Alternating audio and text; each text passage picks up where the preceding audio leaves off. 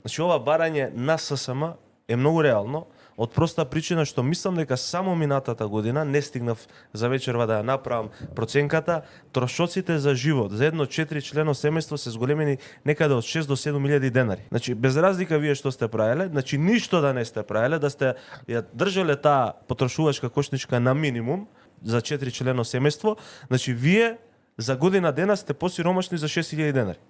Апсолутно е оправдано барањето на синдикатите за зголемување на минималната плата и, што е најважно, доколку сакате навистина да некој ве разбере и да ја свати пораката, дека во оваа држава од година во година се живее се потешко и дека е потребно да се зголемат платите и дека не сте задоволни, мора тоа јавно да го покажете. Тоа јавно се покажува во едно демократско зрело општество на улица, на протест. Јас претпоставувам дека ако има голема поддршка на овој синдикален марш, протест, како сакате наречете го, и работодавачите и владата сериозно ќе се размисла. А ќе се даде и ветер во грб на синдикатите да понатаму размислуваат можеби за генерален штрајк.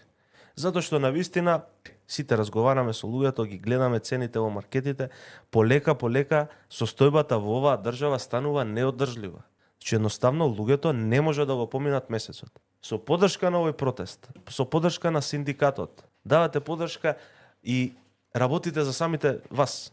Не работите за синдикалното раководство, не работите, значи за самите себе. Ако не се почитувате самите себе, никој нема да ве почитува.